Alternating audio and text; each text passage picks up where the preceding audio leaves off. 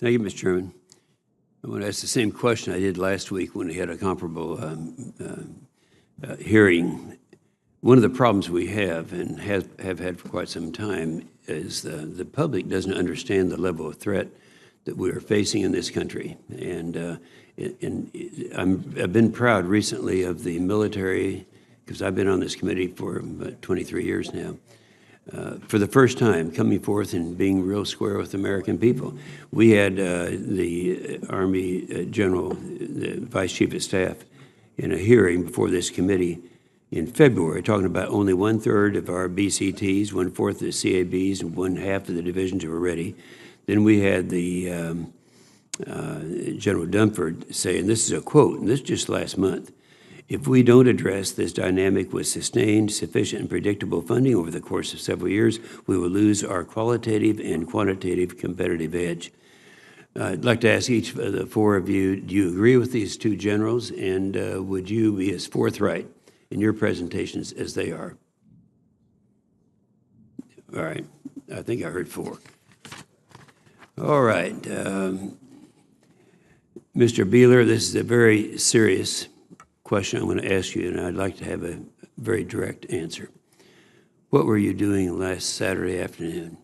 I have to admit, sir, I was in front of a TV watching Oklahoma beat Oklahoma State in Bedlam, and it was a good outcome. Well, I was going to ask you if you enjoyed the outcome. I did. I did. Well, anyways, for my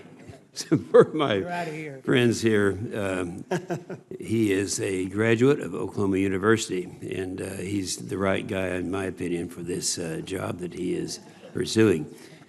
So the question I'd ask you, if you're, when you're confirmed in an extremely important position to help this committee, with the one issue that comes up more than anything else, and that's acquisition reform. And I can remember this from not only the years I've been in the Senate on this committee, but also 8 years in the House. And we have not had it to the satisfaction. I think your background is particularly suited to be addressing this. I'd ask that when you're confirmed to pay particular attention to a major system that's scheduled to undergo a second round of OT&E early next year, and that's the Paladin Integrated Management, or the PIM program, which will fix some but not all of the obsolete. Are you familiar with the program? What's your thoughts about it? I am, sir.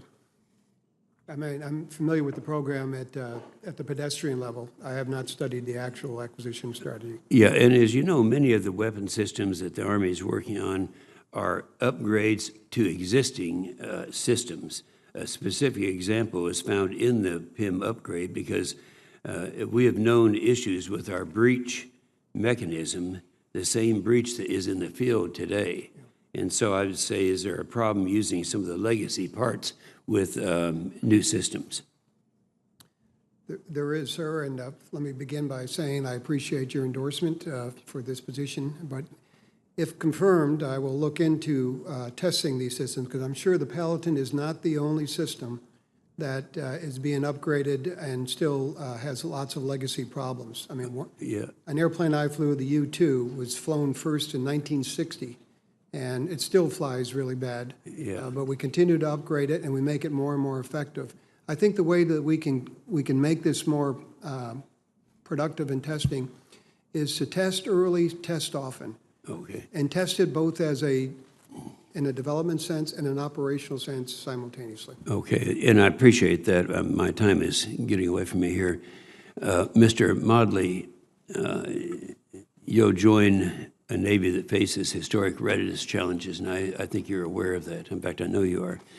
At my readiness subcommittee hearing back in February, Admiral Moran testified that the Navy could only meet about 40% of demand from regional combat commanders. He went on to say, and this is a quote, "It has become clear to me that the Navy's overall readiness has reached its lowest level in many years.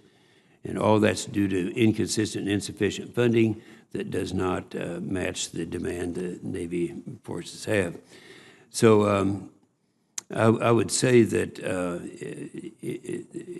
when he said that the delays in maintenance periods directly impact the time sailors have to train at and hone their skills prior to deployment.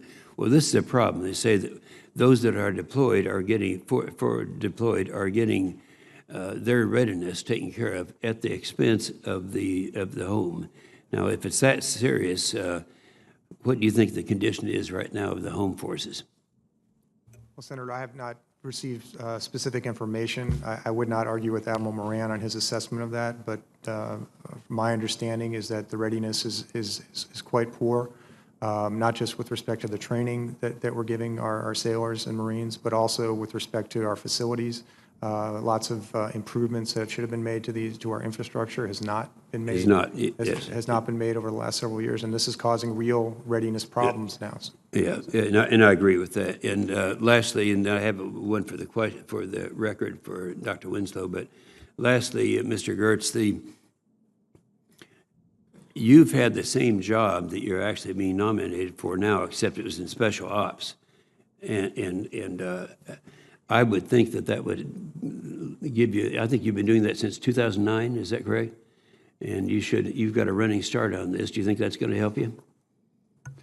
Yes, sir. I appreciate that. I've actually been in acquisition about 30 years now, both as an Air Force officer and special ops. So I've in my career very unique that most of mine have been in joint positions. So I think my experience both in special ops as well as working with all the different service acquisition systems, I think that will help identify best practices, lessons learned, and help us improve our outcomes for the Navy acquisition program. Yeah, and I agree. Good luck. Thank you, Mr. Chairman.